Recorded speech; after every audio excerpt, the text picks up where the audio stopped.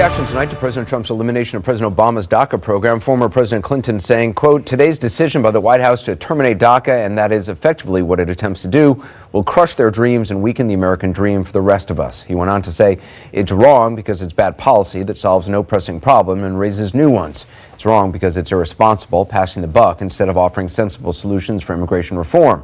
Most of all," the statement reads, "it's wrong because it's cruel to send these young people to places many of them have never lived and do not know." Sharp reaction to across the country, including Los Angeles, downtown Los Angeles. Today, California's Attorney General promised legal action to California challenge the president's decision. Joining us now is former Los Angeles Mayor Antonio Villaraigosa. Mr. Mayor, you say that protecting the 800,000 young people who could be in jeopardy of deportation is a test of the nation's true values. How do you propose protecting those dreamers? Well, I think the Attorney General is correct, and the governor supports him, that we should take a page out of Texas' book and use the 10th Amendment and test this new effort on the part of the Trump administration to end the DACA program. I think we need to stand up for the proposition that if you want to, you need a court order, a specific court order for an individual. If you want to go into a courthouse or a hospital or a school or other places that we've seen increasingly ICE agents enter, sweeping in a way that most of us find objectionable and unacceptable. And it's an inflection point for us for who we are as a nation. Are we what Mother Liberty has held herself out to be, a place where you bring me your tired, your poor, your huddled masses? Or are we just going to send 800,000 to 1 million kids, because not everybody applied for DACA, back to countries they've never been to, they don't know except as children? What do you say to those who agree with President Trump and the Attorney General that today's actions restores responsibility and rule of law to immigration? That we're a nation of laws, and there have to be laws on this, and that President Obama overstepped.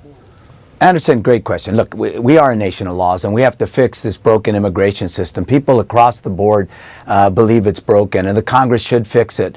And there are Congress members in California that have not supported either fixing the broken immigration system, addressing the DACA kids, doing anything with respect to giving people a pathway to citizenship and fixing this broken problem. So, look, the law is not exactly clear on the issue. I heard people earlier today saying that the President Obama didn't have the authority to do it. Some courts have said he did. It's not a certain issue, but what we do know is the Congress does have the ability to make that decision, to change the law, to make sure to protect these DACA kids, and I hope they do that. I think we those of us who believe in this country, who believe that we shouldn't have a Muslim ban, who believe that transgender patriots ought to be able to serve in the military, who believe that these DACA kids who are graduating from high school and college, contributing to the economy, ought to be able to participate in this great nation. That's who we are. That's who we've always held ourselves out to be.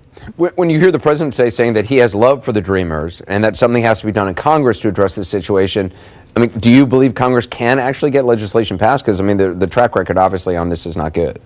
Well, it's clear by his actions that he doesn't have love for the dreamers. And it's also clear that over the decade, as some of your earlier participants stated, neither party has really addressed this issue in the way that we need to. I think we need to stop screaming at one another, work together across partisan lines, and figure this out to fix it. There are 7 people in the Congress, as I said, who have not supported it in the past. 2 of them have indicated they will. Every single member of Congress representing the state of California, which overwhelmingly supports the dreamers. As you know, more than 25% of the dreamers are living in California. LA's the epicenter, yet we're the 6th largest economy in the world. LA is the 17th largest economy in the world if you look at the metropolitan economy. And many of the people here are undocumented. They're working in ag, in construction, in the service and hospitality industries. And we ought to acknowledge that and bring them in. Mayor Antonio Villaraigosa, I appreciate it. Thanks very much. It's always good to be on your show, Anderson. Back now with the panel. Paul, what do you say to those who say, look, this is bad for jobs for American citizens, even though unemployment is obviously extremely low right That's now. what I would say. The president has been bragging that unemployment is at a 16-year low. So it's kind of hard to make that case and to make that argument. But I also say that these young people, as Maria points out, they're just as American as the rest of us. They don't have paper. They were brought here through no fault of their own, and they have played by the rules. To be eligible to be a dreamer, you have to have no criminal record whatsoever. You have to have a completely clean record. So, and they're going into jobs, they're going into college, they're going into the military. This is something I think that we ought to encourage. It doesn't come at the loss of someone else. They're paying taxes. They're paying taxes. They're Americans in every way except the paper. And I think Matt earlier made a good point. There's no right, there's no entitlement, but there's a responsibility, I think, from the rest of us, from America, to take these young people who are contributing so much and want to contribute so much and honor their status. Ed, I mean, just from a human standpoint, are you sympathetic at all to their situation? There's always a moral. I mean, many of us belong to churches. There's a moral component to caring about people, but there's also a component to caring about American citizens. I mean, Paul, you're not telling the truth. You look at the camera and you don't tell truth. They broke the law. They are lawbreakers. No, they didn't. No, They are. didn't. Their status is as lawbreakers. No, Guys, they didn't. They did not. Listen. There's plenty. No, what is Paul, that act? Paul, listen. What is that act of crossing the border Paul, without papers? You can filibuster a minute. Let me just I'm asking you a explain to question. you. What's that act? I know, but it's not your a civil show. offense. It's not a criminal offense, Ed. And listen, in this country, there are not even people a that crime. get in line legally to be immigrants. And then there are people that are citizens. We voted in an election. You lost. Your team lost. Hold on. Hold on. Your team lost. My team won by 3 million the team that votes. won is the team that said, let's put Americans first. We the people. If the Congress wants to now change the laws. By the way, I'm for changing birthright citizenship. There's no other country in the world that says, come to our country, have a baby, that baby's a citizen. Wow. We ought to change that. But that's my argument policy until the Congress grandfather changes that. clause. Wow. But you know what? How far back will we go? You know what the American people want, Paul, is they want less of the people like you who put Americans last. Really? Thank and they you for want that. people that want to put America first. Thanks, Really? thanks, That's it. Ed. Per your law, I would not be pretty- an American citizen today. That's not a Thank personal you. thing. That's just a Thank you preference very of much. policy.